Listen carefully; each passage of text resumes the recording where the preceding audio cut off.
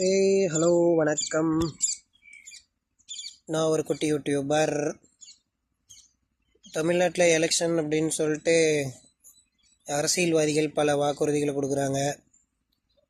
அதே மாதிரி பார்த்திங்கன்னா மக்களும் அவங்கவுங்க சார்பில் இதெல்லாம் பண்ணால் நல்லாயிருக்கும், மதுவிலக்கு வந்தால் நல்லாயிருக்கும், அது வந்தால் நல்லாயிருக்கும், இது வந்தால் நல்லாயிருக்கும் அப்படின்னு சொல்லிட்டு கேட்டுட்ருக்குறாங்க. அதே மாதிரி நம்ம ஓட்டுநர் சொந்தங்கள் கிட்டத்தட்ட ஒரு கனரக வாகனங்கள் அப்படின்னு சொல்லிட்டு எடுத்துக்கிட்டோம்னா எப்படி தமிழ்நாடு முழுக்க 10 லட்சத்துக்கு அதிகமான கனரக வாகனங்கள் இருக்குது. ஒரு வாகனத்துலேயும் ஓட்டக்கூடிய ஒரு ஓட்டுநர் அல்லது இரட்டை ஓட்டுநராக இருக்கும் பட்சத்தில் அவங்களுக்கு இருக்கிற குடும்ப கணக்கு வச்சு பார்த்தோம்னா கிட்டத்தட்ட 10 லட்சம் குடும்பம் டு 30 லட்சம் குடும்பங்கள் இருக்குது வாகன ஓட்டிகளுக்கு. எல்லோரும் அவங்கவுங்க டிமாண்டை வைக்கும்போது ஏன் நீங்கள் யாரும் உங்கள் டிமாண்டை வைக்கிறது கிடையாது? நம்ம ஒரு ஓட்டுநராக இருக்கிறோம், போகிற இடத்துல பார்த்திங்கன்னா அந்தந்த எந்த ஸ்டேட்லேயுமே நமக்கு உண்டான இது ஒரு ப்ரொடெக்ஷன் பாதுகாப்பு அப்படிங்கிறது கிடையாது. டோல்கேட்டில் போனோம்னா டோல்கேட்டில் நிப்பாட்டினோம்னா கூட வண்டிங்கெல்லாம் நிப்பாட்டாதீங்க, எடுத்துகிட்டு போங்க அப்படின்னு சொல்கிறாங்க. ஒரு கம்பெனிக்கு போய் லோடு ஏற்ற போகிறோம் அப்படிங்கிற மாதிரி இருந்தால் 24 மணி நேரத்தில் கம்பெனியில் லோடு ஏற்றி விடுறதும் கிடையாது.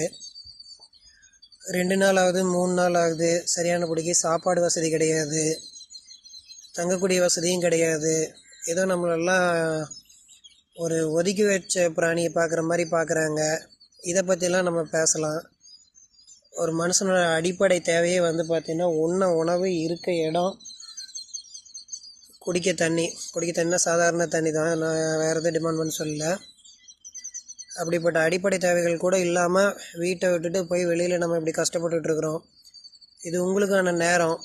தமிழ்நாடு முழுக்க கிட்டத்தட்ட கனரக வாகனங்களில் மட்டும் ஒரு வருஷத்துக்கு ஏகப்பட்ட வண்டிங்க, புது வண்டி வந்துக்கிட்டே இருக்குது, பழைய வண்டி ஏற்கனவே இருக்கிற வண்டிங்க இருந்துக்கிட்டே தான் இருக்குது. அப்படிங்கிற பட்சத்துக்கு என்னோடய கணிப்புக்கு குறைஞ்சபட்சம் 30 லட்சத்துலேருந்து 40 லட்சம் ஓட்டுநர்கள் இருக்கிறாங்க. எல்லாருக்குமே குடும்பம் குட்டி இருக்குது. இதுதான் உங்களுக்கான நேரம். நீங்கள் டிமாண்ட் பண்ணுங்கள்.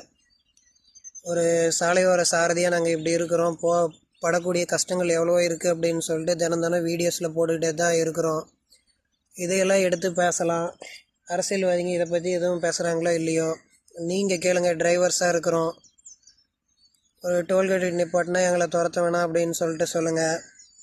கம்பெனிகளுக்கு போனால் சாப்பாடு இப்போ நமக்கு தர சொல்லுங்கள். கேன்டீன் இருக்குது, எல்லா கம்பெனிகளுமே கேன்டீன் இருக்குது. போனோம்னா டிரைவர்ஸ்க்கு பார்த்தீங்கன்னா கம்பெனியில் இருக்கிறவங்க சாப்பாட்டுக்கு அலோட் பண்ண சொல்லுவாங்க.